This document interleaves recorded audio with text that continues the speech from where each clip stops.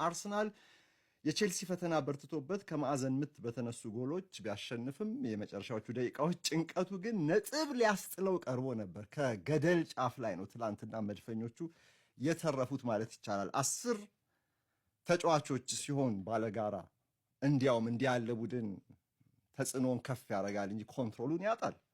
አርሰናል ትላንት አደገኛ የሆነ በዚህ የውድድር ዘመን በተለይ በመጨረሻዎቹ ወራት በተለይ ደግሞ ከማንቸስተር ሲቲ ጋር ያለው የነጥብ ልዩነት እየጠበበ በመጣ ቁጥር የምናየውን ነርቨስነስ ወይም የመጨነቅ ነገር ትላንትናም እንዲሁ መድፈኞቹ በመጨረሻዎቹ ደቂቃዎች ላይ በአደገኛ ሁኔታ አሳይተው ነበረ። ቼልሲዎች በርትተውባቸው፣ ቼልሲዎች እስከ መጨረሻው ድረስ ተፋልመውባቸው የአርሰናል ደጋፊዎች ምሽቱን ሲሉ እንደነበረውም እድሜ ለዴቪድ ራያ ያችን ኳስ ባያድናት ኖሮ ዛሬ አርሰናል ደጋፊዎች ምናልባትም ስለ ዋንጫው ተስፋቸው በኑ ይቀር ነበር።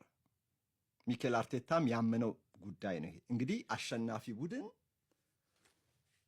በምንም መንገድ አሸነፈ ተብሎ 3 ነጥብ አግኝቶ መውጣቱ ነው የሚፈለገው። ግን እንደ አርሰናል ያለ ለፕሪሚየር ሊግ ለዓለማችን ትልቁ ሊግ ዋንጫ አሸናፊነት ለሻምፒዮንነት የሚጠበቅ ቡድን ደግሞ ሁልጊዜም ንጽጽሩ ከፍ ካለው ከዚህ በፊት ከታዩት ሻምፒዮኖች ካስቀመጡት መለኪያ አንጻር ነው አይደል? እና ይሄ አርሰናል ደካማ ጎን ምንም እንኳን ትላንት ባይሸነፍም ትላንት ደጋፊውን አሳቅቆ ራሱ ሚኬል አርቴታን አስጨንቆ ነው በኤምሬትስ 3 ነጥብ ይዘው በመጨረሻ የመጨረሻውን ሳቅ የሳቁት። ይህን ጨዋታ በፕሮግራማችን